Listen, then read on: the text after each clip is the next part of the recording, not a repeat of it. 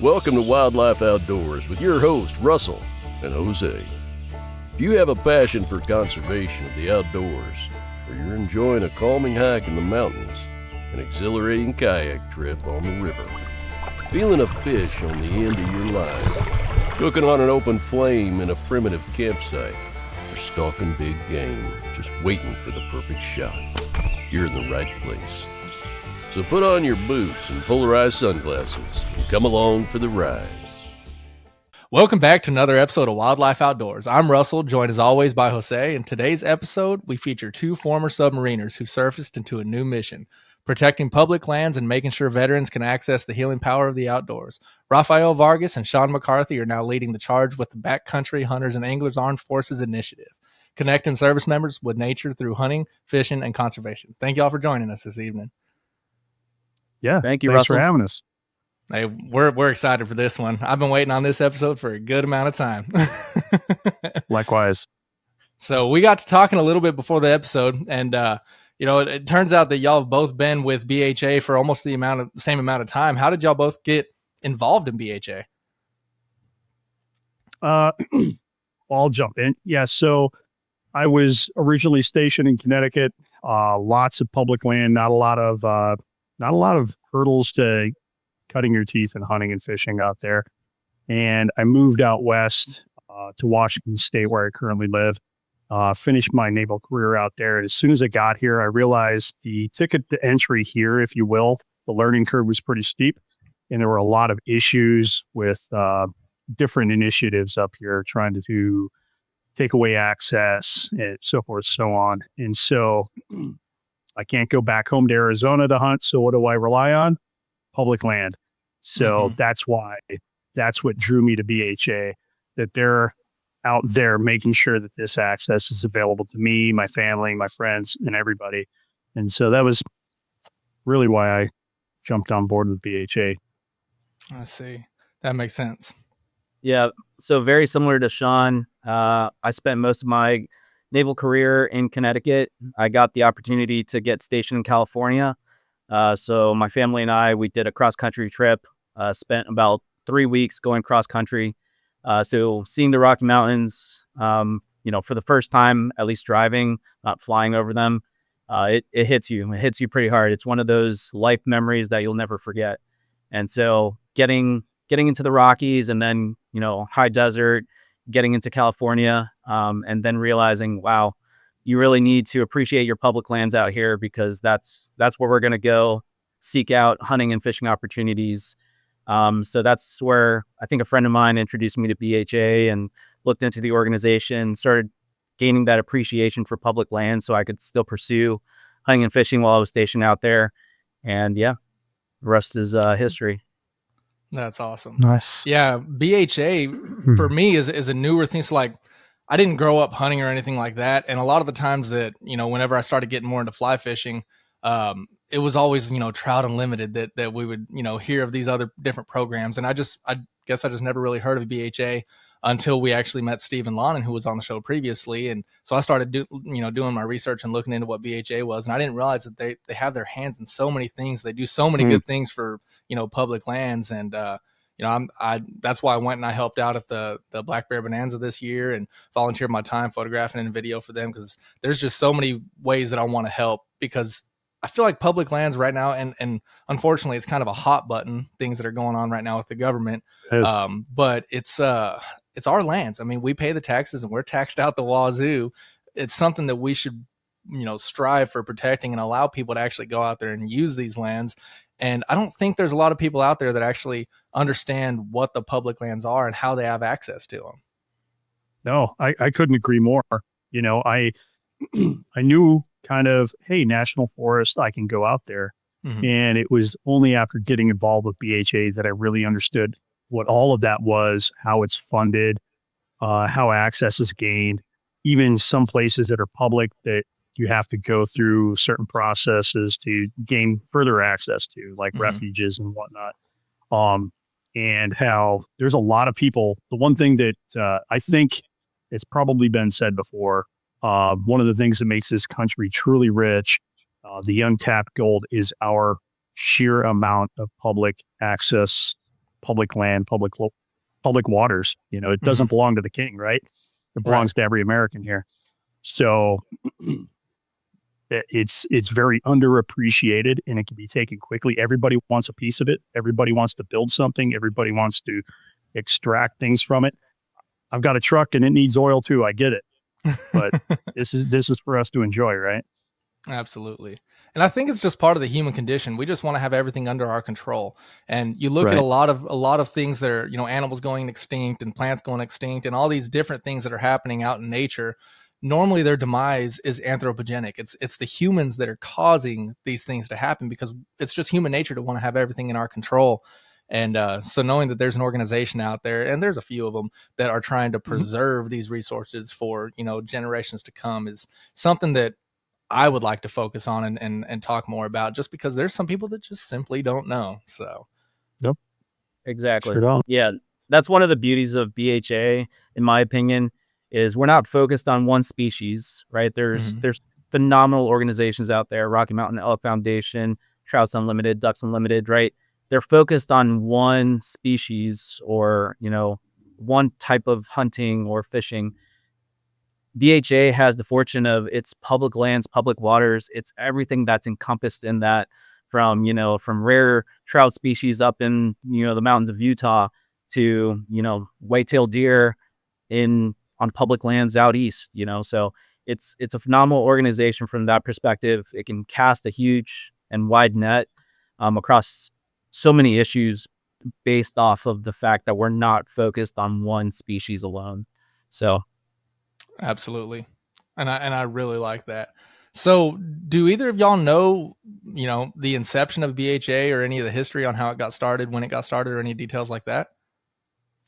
Yeah, so this is actually BHA's, and I'm going to get it wrong, so we'll have to add it. It's either their 20th or 25th year, and it really started actually in Oregon. A group of hunters, one of which was actually from the Armed Forces, a prior Marine, sitting down talking about the woes with public access. How, like coming from the Northwest right now, there's a lot of timberlands that I used to be able to access that I can't anymore. And I'm sure that those guys then probably had similar issues. And seeing, people are ruining an access here. Somebody wants to buy this here, push that there. So that's kind of the concept, or literally around a campfire. And really? It's just, and the beautiful thing about this organization is it's grassroots. It's very grassroots. It's very humble. I'm not going to bash on any of the other nonprofits out there, but when you go to BHA headquarters, it's humble. It's humble. You're paying barely to keep a light on. It's everybody out there afield. Headquarters isn't this big glamorous place. It's everybody doing what we're doing everywhere. So that's awesome. Where is headquarters located? It's in Missoula, Montana. Nice. I've never been to Montana. I'd love to make it out there sometime, though. Same. Yeah, it's a pretty cool place. I've been to, I think, 29 states.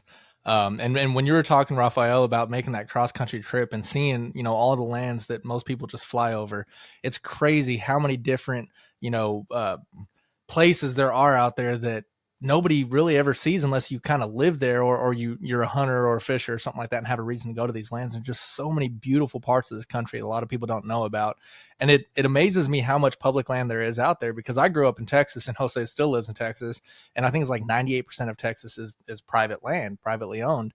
And of course, you have lands that they call public lands that are leased by Texas Parks and Wildlife and stuff like that to gain access. But it's something that I didn't grow up around, knowing that there's just public land everywhere. And then I moved to Arkansas, and, there's WMAs everywhere. And then there's, Corps of Engineer lakes and rivers and streams and all sorts of state property that you can go hunt. And then there's the Washita National Forest, the Ozark National Forest, and there's just so much public land. And when I first started looking into it, I was like, wait, you mean I could just walk out there and go camping? I could just walk out there and go hunting? Like, what? It's crazy to me. So, yeah, I mean, it's just, I've been a few places, but I've actually never been to Montana. Yeah, there is a ton of public land. I mean, obviously, the further west and north you go, the more and more that there is. I think, just speaking for where I'm at, 37% of my state is publicly accessible. Oh, Wow. wow. That's insane. No, I love Texas. I'm proud to be a Texan. But man, I wish we had those public land opportunities. I get Right. it's a little rough for as someone who loves fishing, who loves to hunt but doesn't always have the opportunity. Yeah, I am a bit envious of some of those Western states when it comes to the public lands. Yeah. And they're worth fighting for, right? Because believe it or not, yeah, Mr. Texas, I want you up here to enjoy it too, because if you love it and you might see an issue with it, you might fight for it and speak to maybe your delegates down there over an issue that you see up here. And that's the beautiful thing about BHA. It doesn't just sit in Arkansas. It doesn't sit in Texas, Connecticut, or Washington. It's nationwide. And the more that we integrate and teach each other about it, strength in numbers, right? Right. Absolutely. And the more that people get out there and actually recreate outdoors, the more that they enjoy something, the more they care about something, the more they're going to fight to protect it. So that's one Wholeheartedly. big thing that we stand for is get out there, because we know that if you enjoy it, you're going to fight for it. And unfortunately, public lands and conservation is something we're going to have to fight for, because there's a lot of people out there. We've talked previously on the show about ballot biology, and there's people out there that are making rules that affect ecology and affect outdoor recreation, and they really don't know, and they're not leaving the research to the scientists, to biologists. They're just doing it off of feelings. And so unfortunately, it's something that we do have to fight for. So now I'd like to tell you about a couple of our sponsors. First, we have Bucked Up. When you're out in the wild, whether you're stalking a trophy buck, casting for that elusive bass, or trekking through rugged terrain, you need more than just grit. You need fuel that matches your passion for the outdoors. That's where Bucked Up energy drinks and supplements come in. Crafted for those who live life on the edge, Bucked Up offers a range of products designed to enhance your performance, endurance, and recovery. From the early morning hunts to the late night fishing trips, Bucked Up has your back. Use promo code WLO20 at checkout to receive 20% off your order. Explore their full range of products by clicking on the link in the description. Next, we have Foretold Coffee Company. Start your adventure with a brew as bold as the journey ahead. Foretold Coffee Company crafts ethically sourced small batch roasts for those who find peace in the wild. Founded by Army veteran Joshua Sandoval, each cup reflects resilience, exploration, and the spirit of the outdoors. Whether it's the light Peruvian cocoa, the medium El Salvadoran bourbon, or the dark Mexican honey, each cup is perfect for the base camp mornings or fireside evenings. Subscribe to their monthly coffee club for 10% off and stay fueled for every expedition. To learn more, visit foretoldcoffeeco.com. So leading from BHA to AFI, when did AFI become a thing and start rolling as its own chapter of BHA? So this was, I want to say 3 or 4 years back, there was a membership survey that BHA did, and they looked at the percentage of their members, whether it's political party, history, kind of like a little bit of like job description. And through that, they identified that there was roughly about 20% of the population of BHA members were military, whether veteran, active duty, some flavor of military association. And so they're like, wow, that's, over twice, almost 3 times the national average or percentage of military members in the country. So there's something there, right? So, and that's without BHA trying. So there was kind of the program got put together. They're like, hey, let's go after this demographic. Let's see why the veteran community, the military community are so attracted to the organization as a whole. And so that's how AFI started. We stand for taking the military community outdoors, whether it's hunting, fishing, anything to enjoy the outdoors. And our biggest thing is just teaching, right? A lot of people want to get out there. They just don't know how, right? It's a lot of learning by YouTube or, maybe some bad gouge, down at the gas station or something, whatever it is, like, we're here to teach. We're here to pass on the basic skills that it takes to go out, recreate, hunt, fish, with the hopes that it's kind of your first taste, and now you're going to continue doing it. And so that's really the basis of AFI's mission in supporting the military community and introducing them to the outdoors, with the ultimate goal of, if they enjoy it, they're gonna care for it. And that's how we give veterans in the military community a new mission in conservation. That's awesome. That's very well put. It's crazy to me because I'm not a part of the military, never was, and nobody in my family was. Well, the guy that I call my dad was, but I didn't grow up around it because I didn't meet him until I was in my later childhood years. And it's crazy because I was like, I call it a late onset hunter. I didn't grow up hunting or anything like that, and I never thought about the military because they do handle weapons and stuff. I guess you just kind of assume that they would be hunters, but I guess there is a lot of them out there that don't hunt. And, Steven was one of them. He didn't grow up hunting and he got into that later in his life as well. So it's crazy to think about that there is, a large number of military members or former military members that don't really know how to hunting. And the cost of entry for hunting is small, but yet the leap is big because it's not one of those things that you just go out and try very easily. Fishing, you can go to Walmart and buy a $20 rod and reel and catch a fish. But hunting is far more difficult to try to get into, and I'm still challenging myself right now trying to learn. I still have yet to harvest a large game animal, so it's something that I'm trying to teach myself, and I never thought about military members having that same struggle that I do. I was going to add, to your point, I'm the same, Russell. I was interested in hunting. I had friends that hunted growing up in Florida, but just never got out there. I think I took hunter's education for the first time in high school but never got a license, never really learned as much. And so through my college years, I was still interested. And then it was when I was first in the Navy that I kind of just ventured out on my own. I kind of watched a little YouTube. Once again, it's the YouTube, it's the social media, just went out there and started learning. But that's why I think the mission of AFI really brought me in, because, man, had there been someone right next to me being like, hey, this is what the basics. It's not, you're not doing it by trial and error anymore. Someone's kind of at least showing you the ropes to begin. So it would have been helpful, extremely helpful. Right. But to your point about the military, I think there's a good population in the military that hunt as kids or when they're growing up. But when they join the military, they started traveling the world.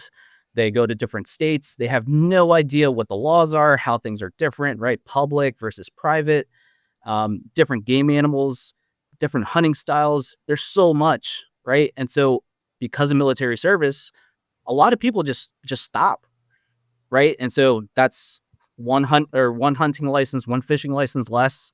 That's providing funding to all these organizations that support our wildlife.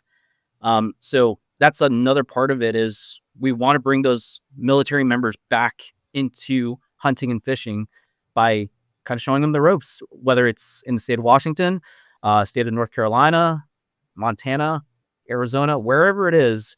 We have a lot of people spread out throughout the country that will take people who are brand new to hunting or fishing or to the area and just take them out.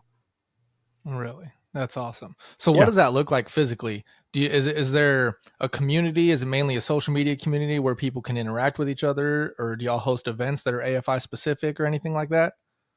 Yes. Yeah. Solid question. We've got a social media presence. We've got a social media presence. But at the root of what we do, it's called a dual skills camp. So we operate both on installations, bases, as well as at a state at large.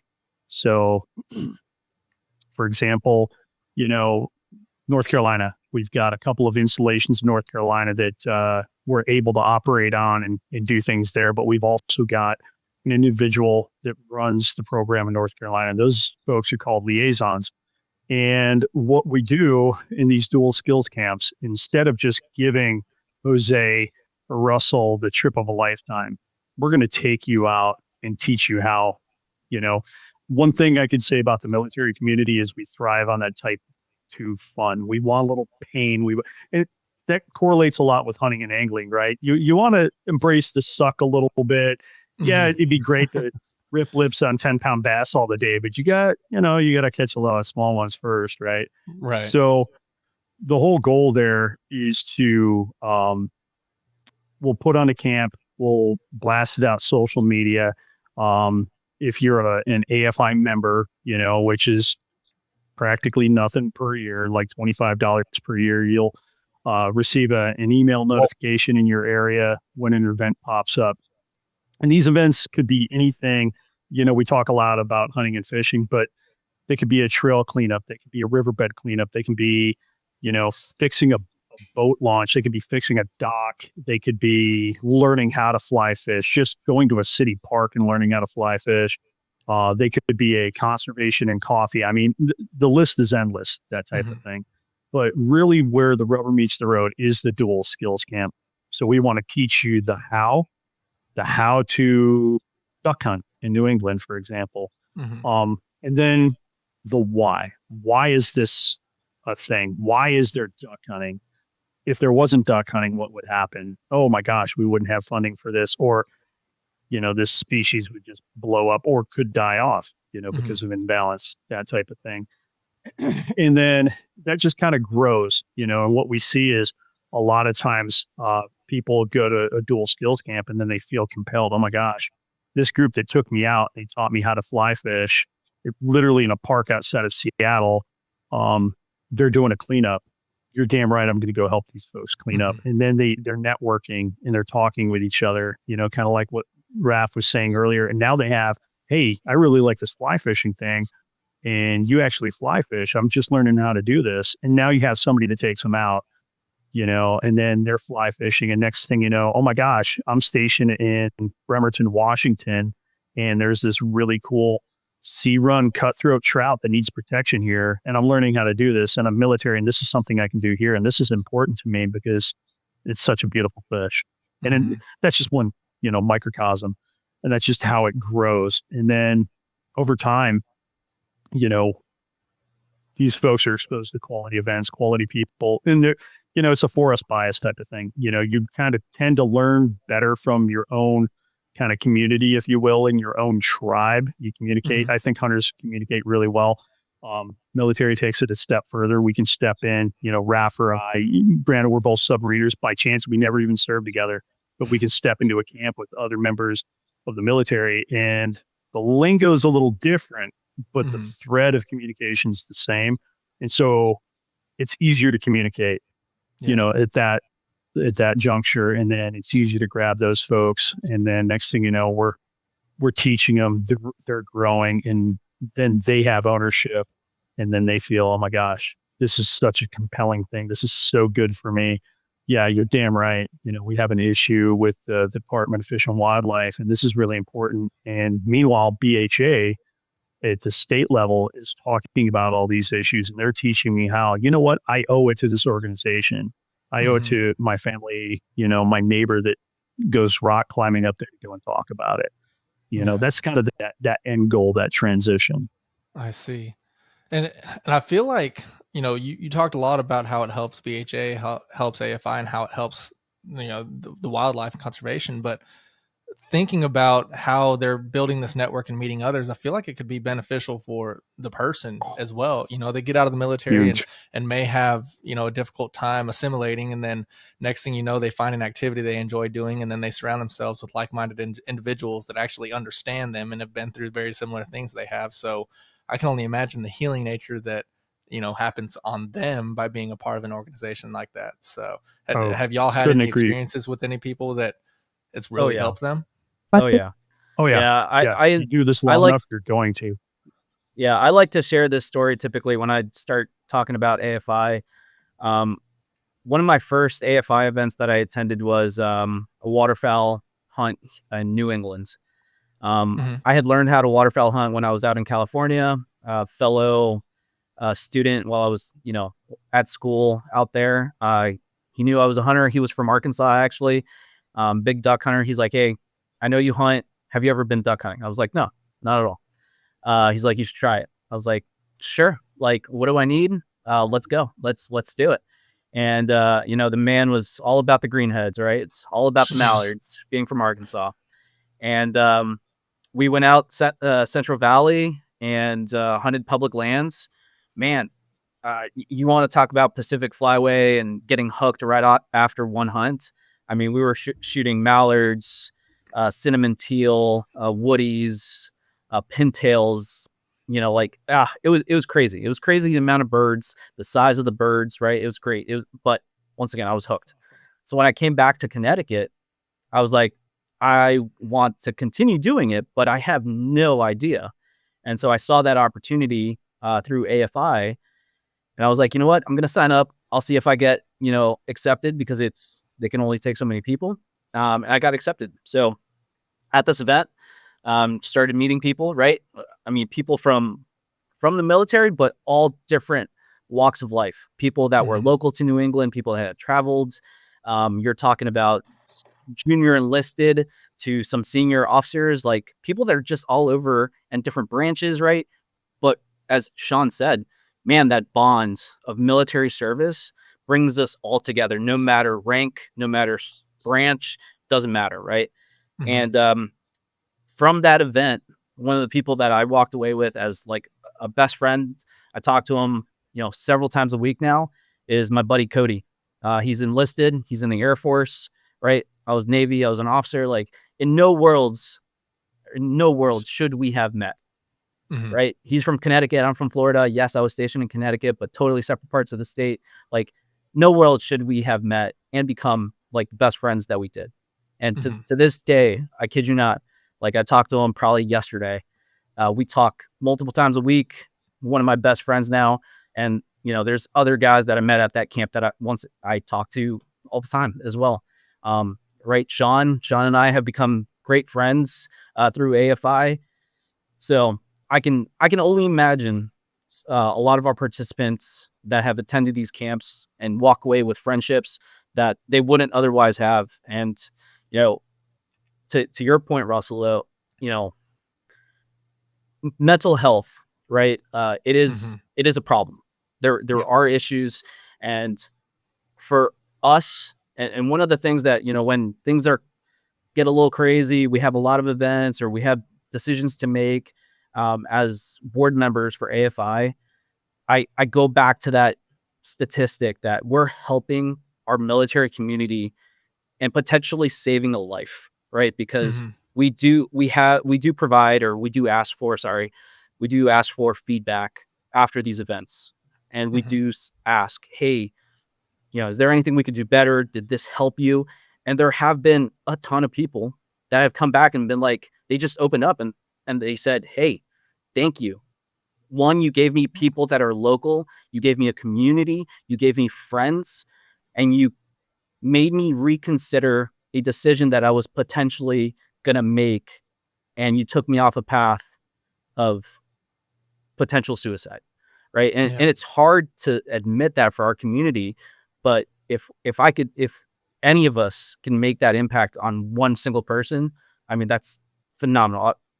That's why we do what we do, put in a lot of volunteer hours into this program, because at the end of the day, it's about helping our community, providing that community, and just getting out there, because we are so blessed, so fortunate to have the public lands that we do in this country. Yeah, absolutely.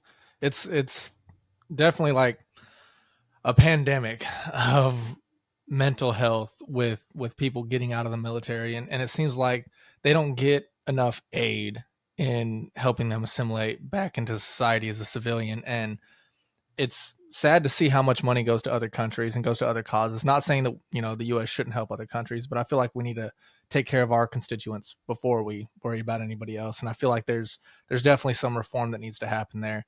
When I was at a BHA event, the Black Bear Bonanza, earlier this year, and I was there hanging out at the AFI booth, or the BHA booth, AFI, and my buddy Steven was there. And I was talking with him, and then Dustin had gone over and spoke to a man that was on the other side of the table, and he just came up to ask questions, was looking at the shirts and stickers and stuff like that. And I'm not sure exactly what the conversation was. They were out of earshot, and Steven and I were just talking, and I turned around and I see this big burly gentleman just standing there emotional and just started weeping. And Dustin just walked around the table and gave him a hug, and it was just this beautiful moment. I don't even know what was said, but I got emotional just seeing it. And Steven turned around and pointed at him. He said, "This is why we do this." And just a big man that you would never expect to show his emotions on his sleeve like that, in the middle of this massive event with thousands of people there, just breaking down and being embraced by another man. like I said, I don't know what they were talking about, but I could feel the emotions through it. And I just know that, at that moment I said, I want to be involved. I want to get the word out there any way that I can help. I want to. And that's when I reached out to Dustin, who then connected me with y'all.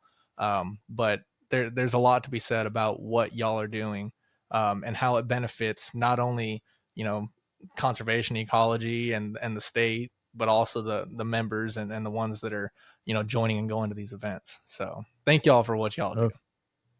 Appreciate it. It's Yeah. worth it. If we can turn the dial back one notch, it's worth it, right? So. Yeah, that's awesome. So I got some notes here that I've pulled up when I started looking into AFI, and it's crazy. It shows that y'all are in 48 military bases in 42 states with over 11,000 supporters. 11,000 supporters. Actual AFI members were hovering around 1,500, but we have a lot of supporters. A lot of people believe in what we're doing, and jump in with us. Be it mentors, not every camp is a mentor going to be from the military, and that's the other thing that really helps a lot of these folks is, like, for example, I've run camps and I've got friends of mine that are career civilians, but they believe in what we're doing. They're like, dude, yeah, I'm in. I'm going to come out and help, and so, yeah, support from making donations to sending us stuff so that we can kind of bridge that gap for some of these folks to, hell, man, I'm going to jump in and cook hot dogs all weekend because I love the military. Right. That's amazing though. But 42 states, that's crazy. Yeah. So do y'all cover multiple states, multiple regions, or are y'all over the whole national? What is y'all's responsibility in that? We are nationwide. That is awesome. Yeah, man. No, we are nationwide. So Raf and I actually sit on the national board. 100% volunteer. I don't get paid a red cent.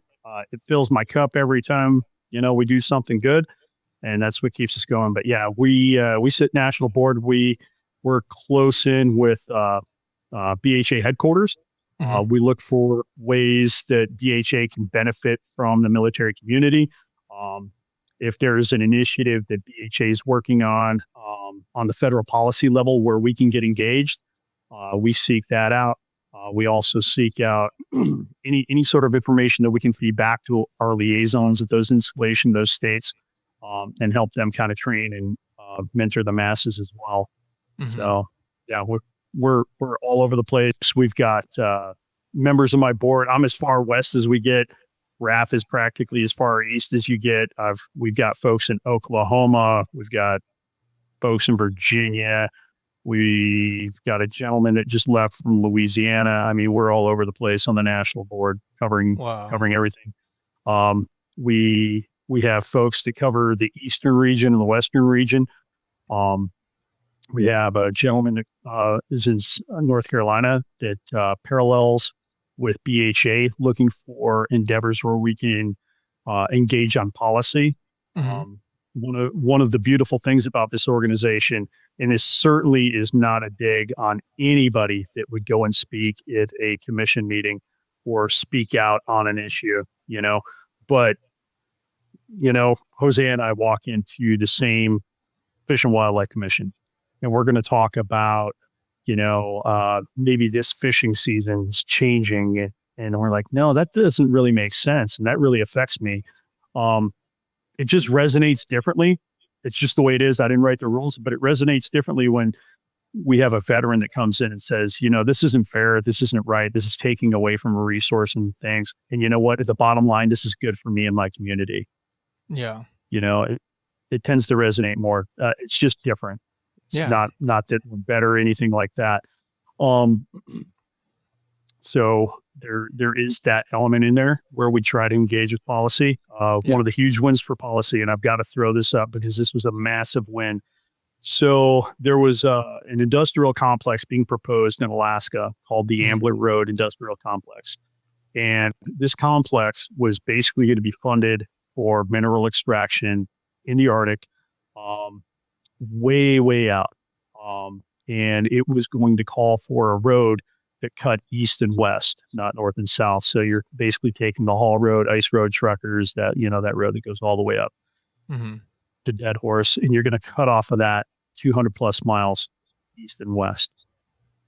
And the problem with that is a lot of these minerals that were coming out were going to a foreign company. They were going for foreign processing, and inevitably they're going to come back here. Well, red-blooded American that served 24 years in the military, that didn't sit well with me, Yeah. but it goes a step further. By building that road, that affected a major travel corridor for caribou. For example, when the pipeline was built, a herd of caribou wouldn't cross that pipeline for 10 years. Oh, wow. Wouldn't cross it. Yeah, ones or twosies, right? So that affected migration. Now you take something that's running east and west, and as things get cold, those animals have to go south. Mm-hmm. So now you cut them off, right? And then there was somebody got slick. Somebody voted this person in, and that person got slick and started engaging for this to happen, and to include elements from the National Defense Authorization Act. Well, who better to speak on that than those that worked national defense in the military? And so we said, this is ours. Let's jump in on it. And our policy guy literally was like, no, we're going full tilt. We're going to engage this. We're going to take this head on. This is BS. And AFI had a stake in shutting that down and preventing that from happening. That's awesome. When did that happen? So Ambler Road project, the proposition started years ago. I really got a resurgence and a lot of weight going behind it about 2 years ago. It kind of fell off, and over the course of this last year, it wanted to pop back up. It's starting to rear its head again. Everybody wants oil. Everybody wants things, but we got to be smart about it, right? We have to be smart about it. Absolutely. So, wow. I hope that the winds keep coming to our side rather than going elsewhere. Yeah. But I mean, it's one of those things, we have these resources in this country, and we have a lot of them. We have a lot of oil reserve. We have a lot of minerals, and sending them overseas to process for them to come back here and us end up paying more money for them just doesn't make any sense to me at all. And knowing now that, I didn't know that there was people that were out there fighting for it, from organizations like BHA and AFI. So that's awesome to know that we have a little bit more backing on it. And you're absolutely right about having somebody that has fought for this country standing up for something and saying something probably has a little bit more weight than just some Joe Schmo that might know some stuff or went to school, not talking bad about anybody because I didn't go to college or I didn't get a degree. But somebody that actually fought for their country and put their blood, sweat, and tears in saving this country and speaking up about it probably has a little bit more weight. So I agree with you on that. Absolutely. And as a matter of fact, that individual that rode up and did a lot of that hard work, he was one of those guys that just showed up and needed a place, needed a tribe, was lost. Yep. That's what this program does. So you're looking inception to, the pro level. Yeah. With one individual. That's awesome. So what are some of the biggest challenges that AFI faces as it grows and continues to grow and stretch out into different parts of the country and stuff like that? That is a good question. Yeah, that's a great question. That's a good question. Yeah, go for it. I would say we did see almost exponential growth during our first 2 years of existence, right?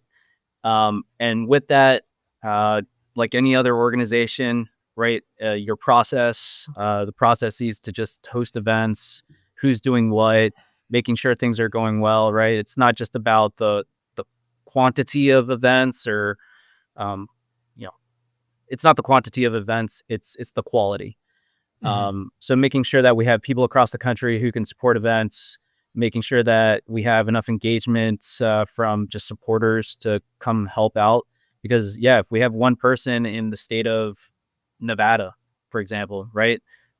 That one person can't cover the entire state. If they live in Las Vegas, they can't go all the way up to Reno all the time to host events or a gathering or whatever. Like it's not practical. So just having volunteers that help us around the country, that's always with a growing organization, that's always a need.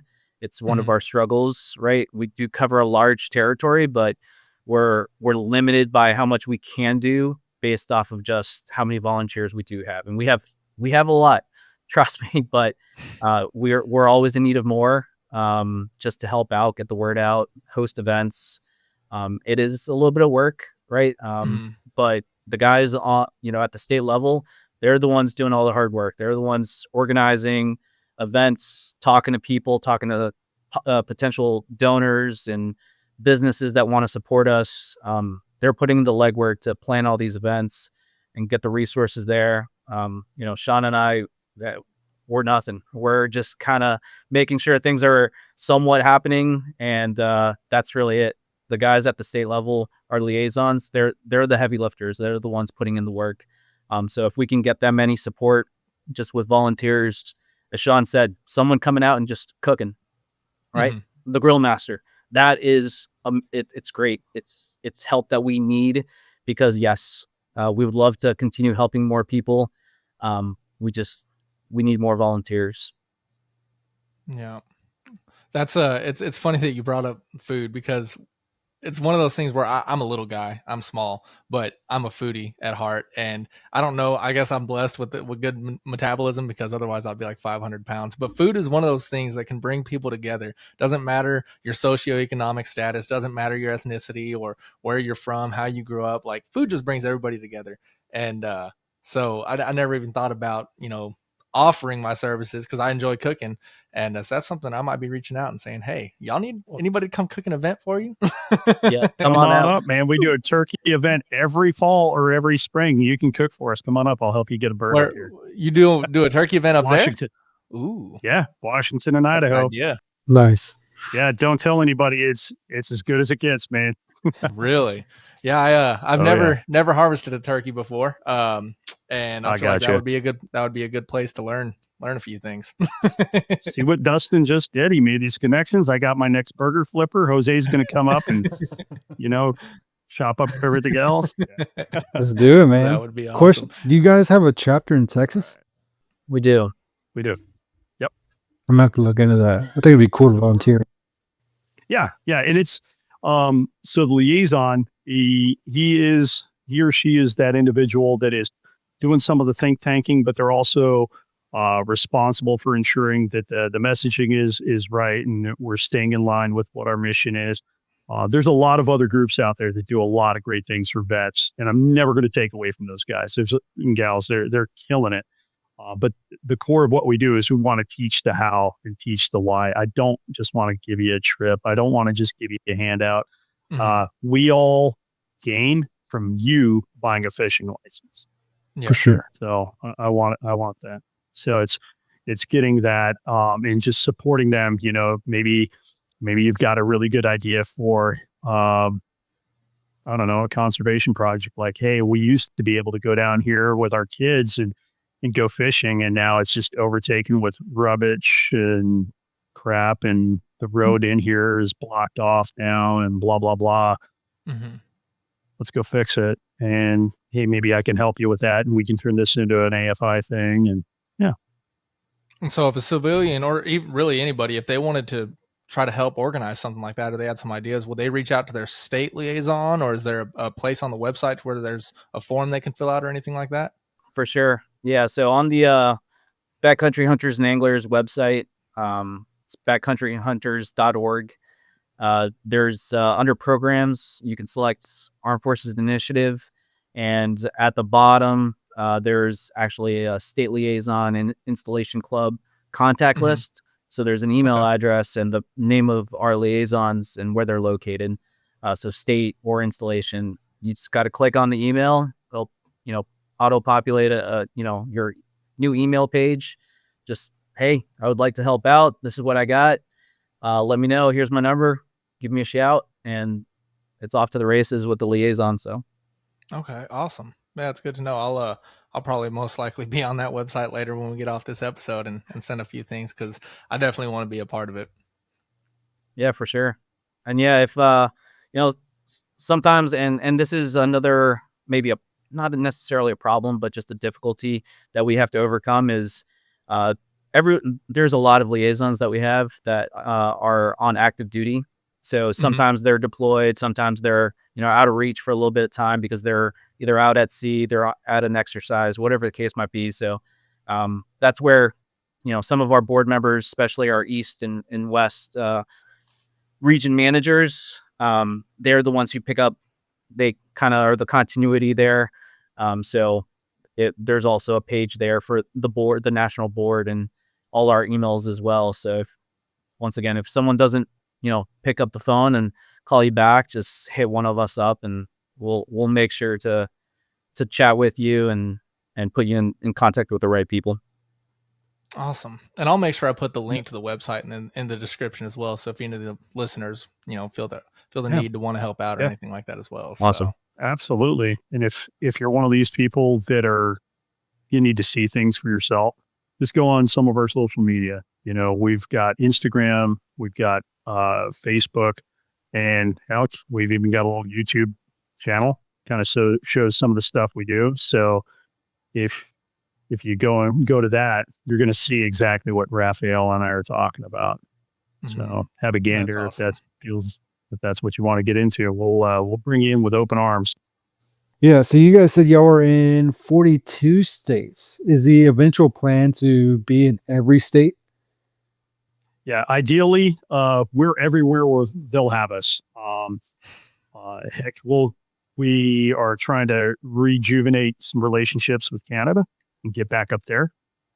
It's ultimately looking for that champion volunteer. So if there's somebody out there that they go to that website and they're like, oh my gosh, I don't have a chapter here. What do I learn more about it? How do I go to an event maybe in the next state over and I can learn about that from there? And maybe that person wants to jump in and play that liaison role. Yeah, they'll help this thing grow, and we'll do our best to get them volunteers and poke you guys to see some volunteership for them.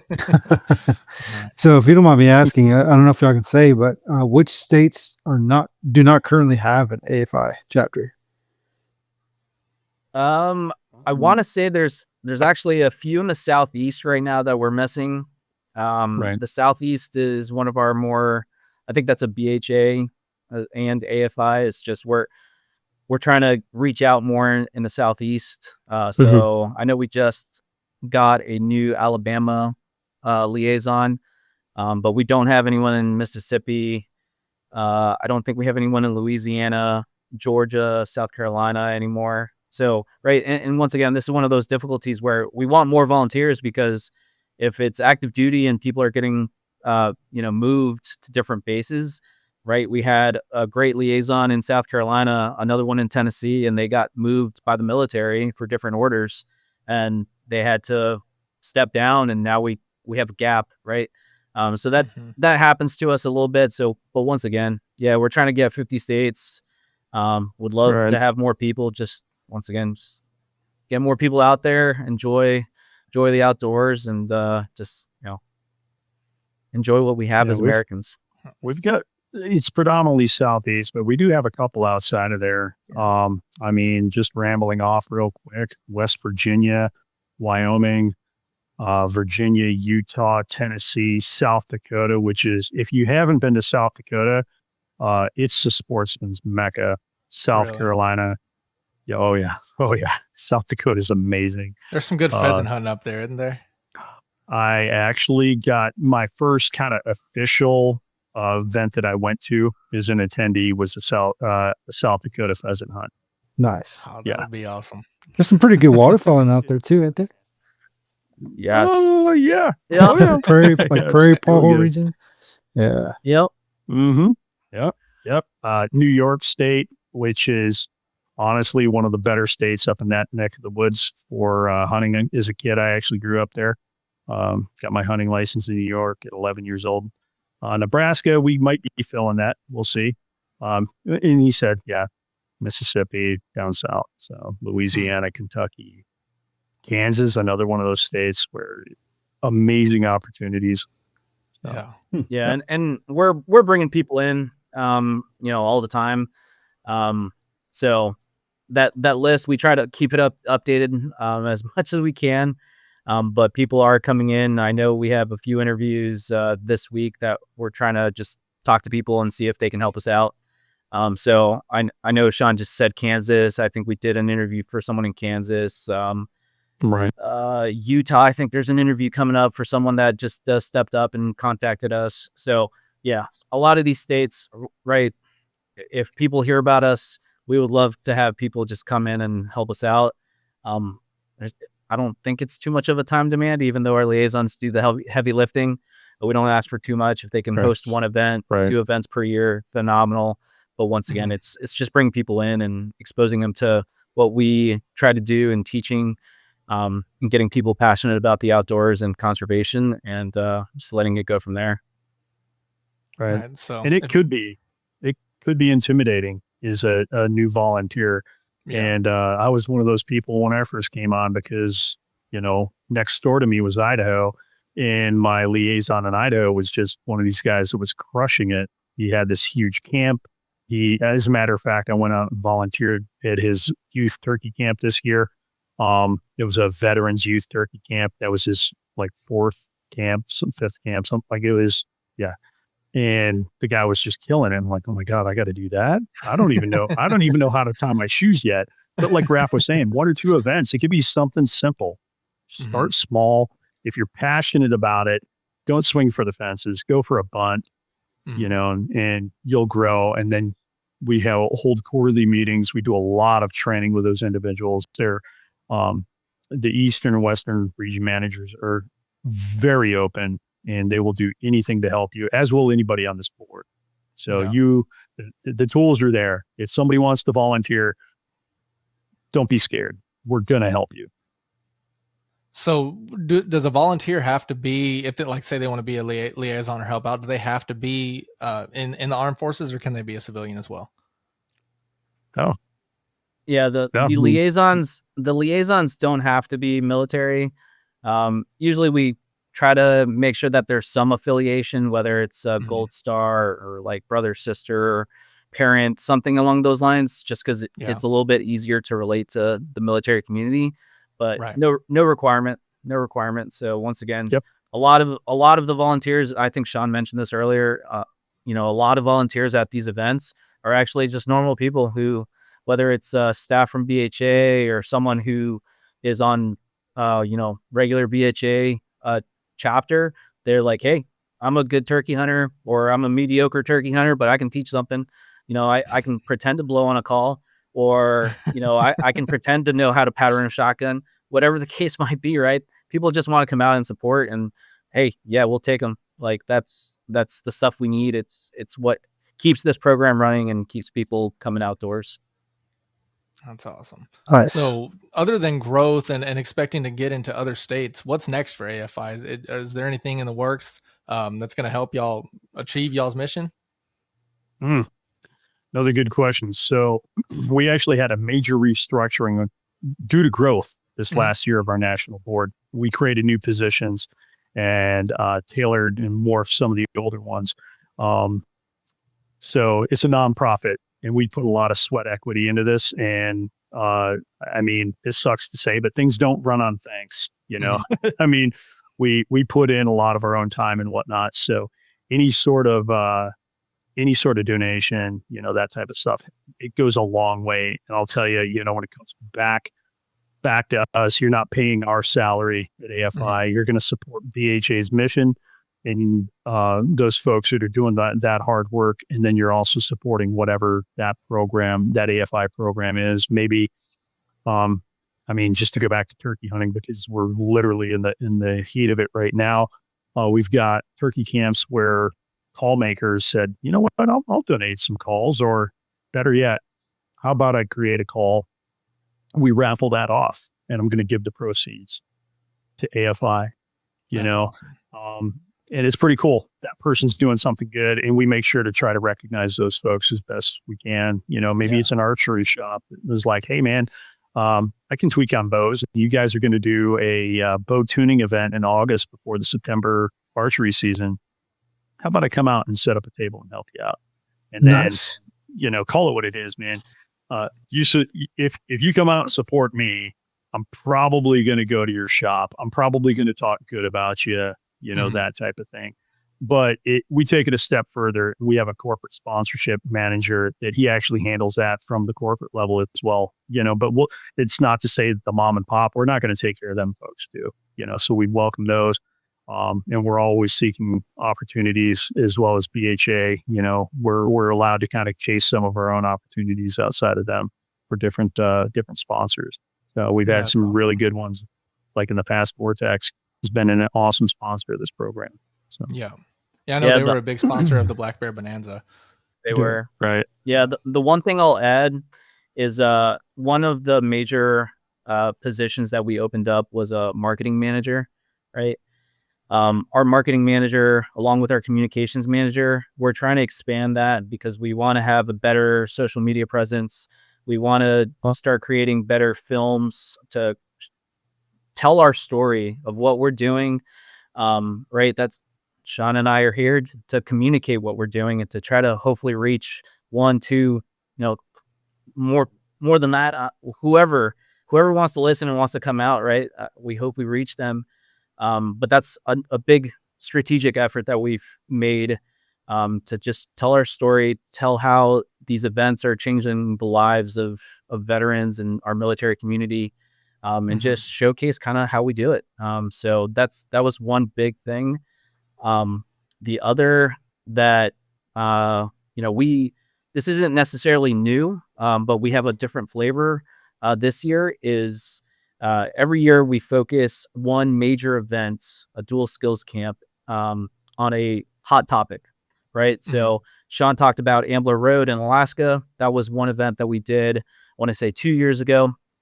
We sponsored, I forget how many people, Shawn, you went. So there's a few people, I think it was like less than 10. I'll call it 10. Yeah, it was less than 10 people.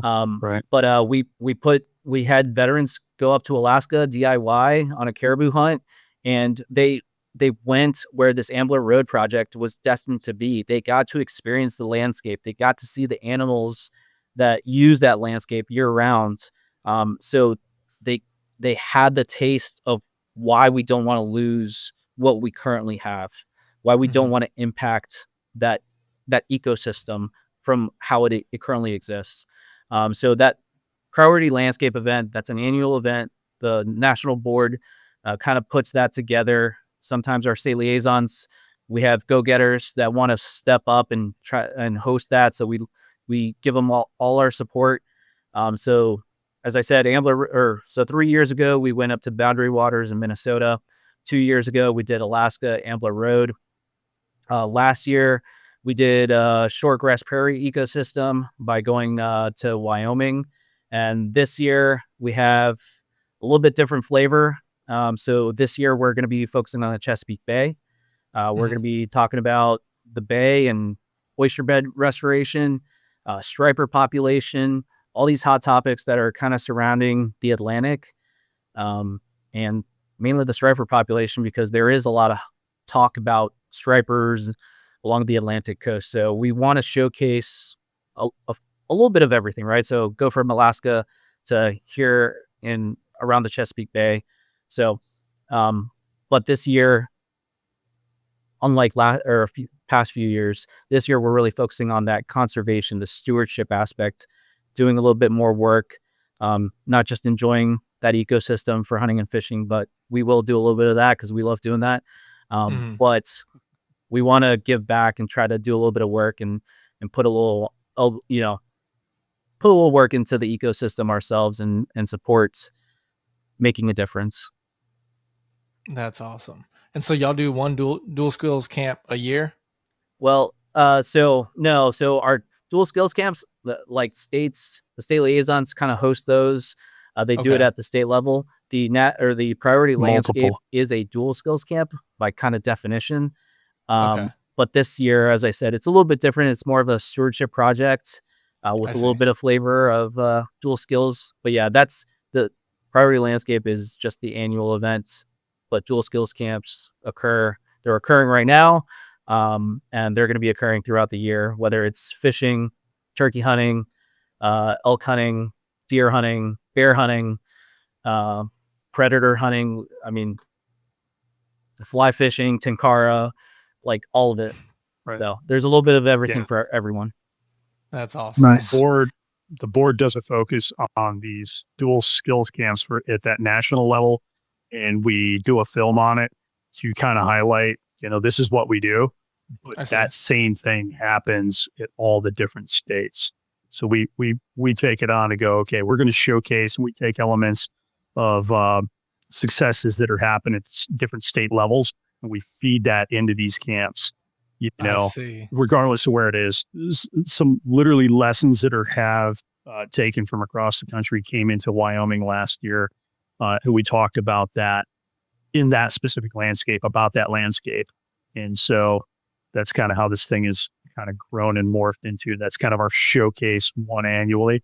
But if you watch, like if you go to our landing page and you look at the one for Boundary Waters, it's right there. It's also on YouTube. You're like, oh my gosh, that's pretty cool. That's amazing. Guess what? That's replicated in those other 40-something states in some different capacity in that locale. That's awesome. Yeah, that's one thing that I'm trying to get more into, is more of the experience documentary almost style form of videos, just to be able to showcase what public lands have to offer. And there's a lot of challenge in it when you're outdoor recreating, whether it be hiking, fishing, hunting, and trying to make something that's entertaining but also gets a message and gets the point across to what you're trying to do, but doing it in an entertaining way. So if there's any way that I could help out with y'all and that, just let me know. I'd love to be a part of it. So absolutely, we'll do. It's an important message to take out to the masses, right? It is, for sure. Yeah, we're not great storytellers ourselves, but we try at it every single day. Whether it's, small little promo videos, or, hey, go look at this event, or, hey, consider talking about this topic in whatever state, or at the national level, right? Yeah, we're not storytellers. We're trying.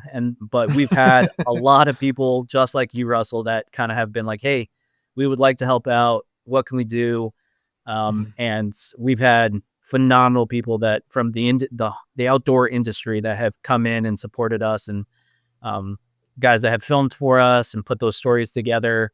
Guys that, because they're doing it in the outdoor industry, they've been like, hey, Shawn, this is you're doing this, or you're doing that. Let's do this. Or hey, Raf, like, change this up. Don't do that, or lighten up, or whatever the case might be. Like, at the end of the day, these folks that come on and help us out, man, they're doing so much for us, because they're helping us craft that message, develop that message, and actually give a good story, like you were saying, and show what we're doing, but also keep people entertained. So that way they watch an entire film of, duck hunting, or shooting or going after pronghorn in Wyoming.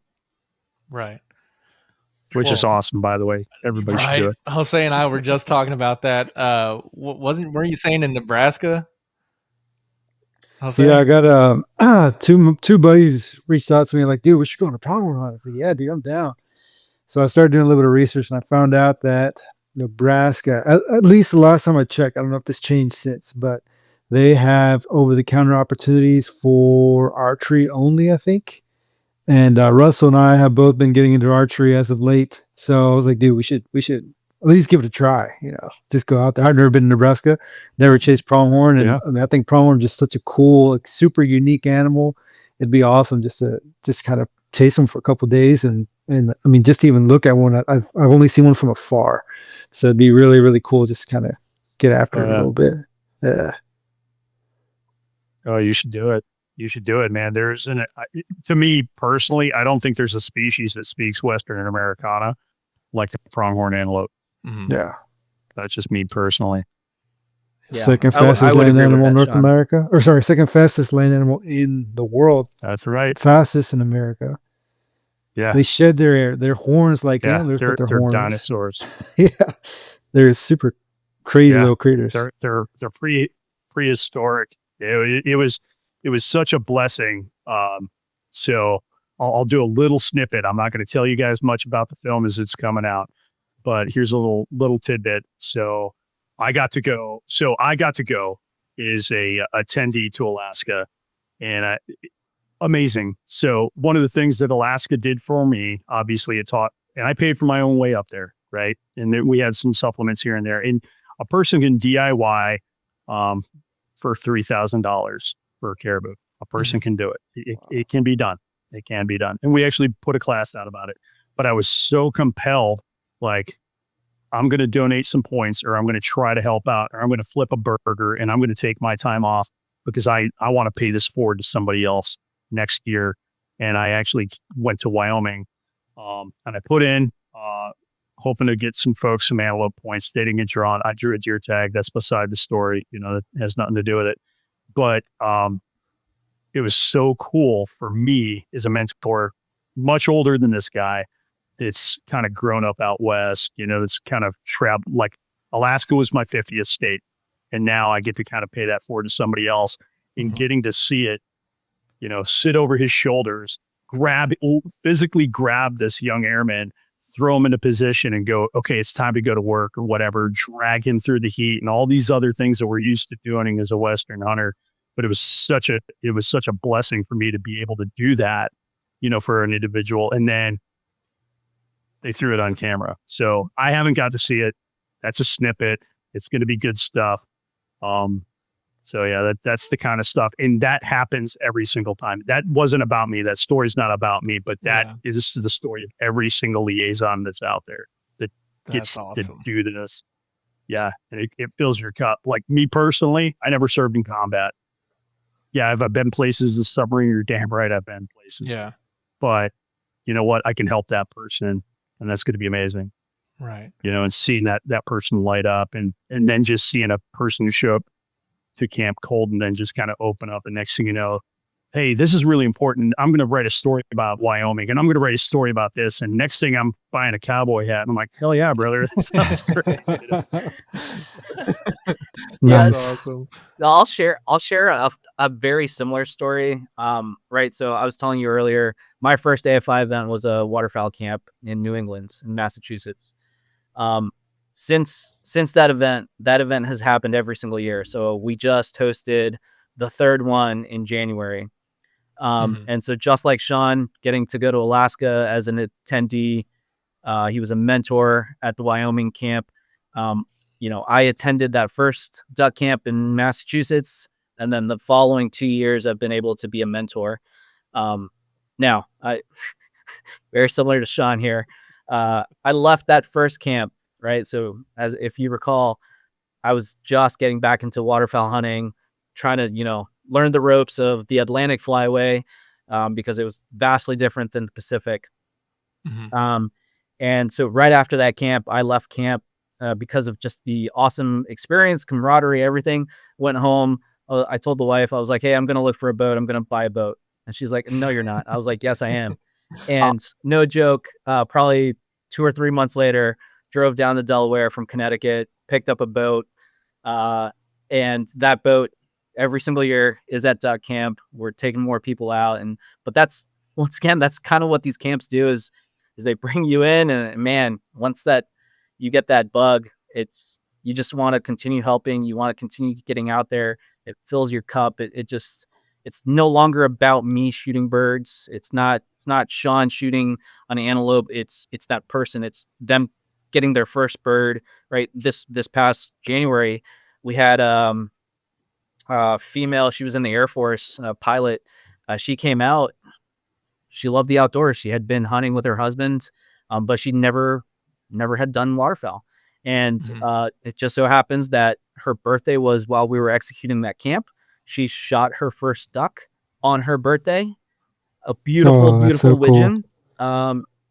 And awesome. I mean, to capture that moment, I'm pretty sure it's on film.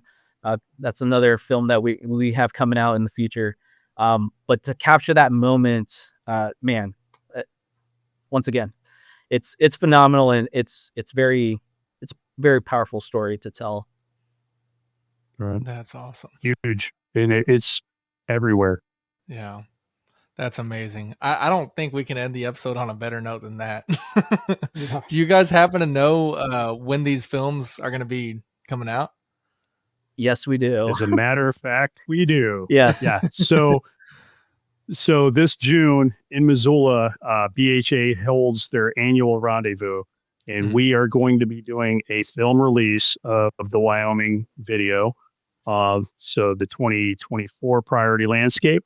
And because we've had so much success in New England with waterfowl camp, we decided to double down and invest in that film as well. So that will also be released there. That's And awesome. Yep. And look forward to seeing in the future with what's going to happen with Chesapeake Bay, because it's an amazing place, an awesome fishery. Our country started there, and we get to recreate there however many decades later, so That's real amazing. excited. That's super about cool. that. That's awesome. And is that rendezvous open to the public? Hell yeah. Come on up, man. I'll buy you a beer. Yep. It's a perfect So- excuse to come up to Montana. Oh, for Oh, sure. dude. Yeah. Sneaking There a you little go. fly fishing. Oh, yeah. Yeah. Come on up. I'll drop you a pin for some fly fishing. All right, I'm booking a trip now. Yeah. That Well, sounds these Yeah. like See what the fun. networking does? Yeah. Right, Yeah. exactly. Will these films be made available to be viewed in the event that folks are not able to make it up to Missoula? Yes. Sweet. Absolutely. Yeah. So once we get to show these live, we're going to get these up on our YouTube channel, Awesome. and we'll do some tweaking, and we'll be pushing those out in our social media. So we're really excited about these things. Perfect. Well, is there anything else that you guys want to cover before we go ahead and get off here? No, if I may, I'd like to say a huge thank you to everybody that has come before us. BHA seeing the need for this program, keeping this program alive, all the blood, the sweat, the tears, the phone calls at 11 o'clock at night, and everybody that comes out, and the people that are constantly keeping this thing going. So a huge thank you to absolutely every one of those, all the way from the attendee that comes to every single one of these, to the guy that comes and picks up trash, the person's flipping a burger, to a huge multi-million-dollar company that donates gear or sends a person out to us to help mentor. So it wouldn't be done if it wasn't for everybody else that believes in us as much as we believe in this program. Absolutely. And thank y'all for y'all service and everything that y'all do as well. Thank you. So I look forward to building on this connection and helping out with BHA and AFI a lot more. And for those of y'all that are watching to the end, we appreciate y'all watching. All the links will be in the description, and we'll catch y'all next time. This has been Wildlife Outdoors. Thanks for listening. Follow us on Facebook at Wildlife Outdoors and on Instagram at wild.life.outdoors. Let's go live life on the wild side.